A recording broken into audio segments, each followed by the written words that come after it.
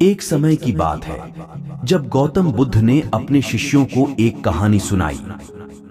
यह कहानी उन्होंने बहुत ही अद्वितीय ढंग से बताई, जिसमें प्रत्येक कथा की चर्चा के बाद एक छोटी सी रुकावट थी। एक बार गौतम बुद्ध के समक्ष एक युवक आया। वह बुद्धा से जीवन के रहस्यों के बारे में पूछना चाहता था। गौतम बुद्ध ने उसे बताया कि एक समय की बात है, एक तीर्थ यात्रा के दौरान उन्होंने एक वृक्ष के नीचे बैठकर ध्यान किया था। रुकावट। इस वृक्ष के नीचे बैठने से पहले बुद्ध ने समझाया कि सभी की प्रार्थनाएं भगवान तक पहुंचती हैं। उसी समय एक गरीब युवक आया और वृक्ष के नीचे बैठ गया। वह युवक बहुत दुखी था। उसके पास खाने को कुछ नहीं था। वह ध्यान से भरपूर होकर बुद्ध के पास आया और उनसे कुछ खाने की मांग की। रुकावट। गौतम बुद्ध ने युवक से कहा कि उसे केवल तभी खाने का अधिकार होगा जब वह स्वयं खुद को पहचानेगा।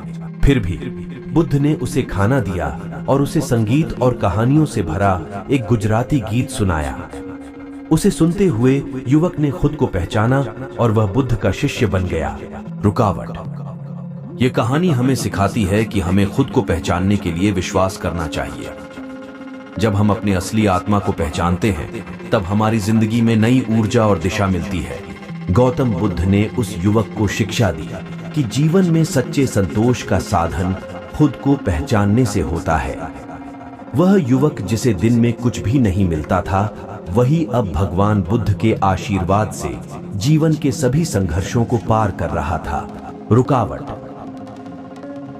हमें यह ध्यान में रखना चाहिए कि जीवन के हर मोड़ पर हमें खुद को सामने लाना चाहिए, चाहे वह सफलता की परवाह हो या विफलता का आंचल। बस विश्वास और मेहनत से अपने सपनों को पूरा करना हमेशा मुमकिन होता है। इस कहानी का संदेश है कि हमें हमेशा आत्मसम्मान को समझना चाहिए, जो हमें सच्चे संतोष और सही दिशा की ओर ले जाता है। जब हम अपनी क्षमताओं को समझते हैं, तो हमें जीवन में नई ऊर्जा और उत्साह की जरूरत नहीं होती।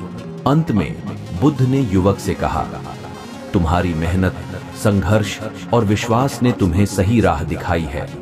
अब तुम खुद भी दूसरों की मदद करो और उन्हें सहायता और समर्थन दो। यही सच्ची सेवा है और इससे हमारा जीवन सच्ची महिमा में बदल जाता है।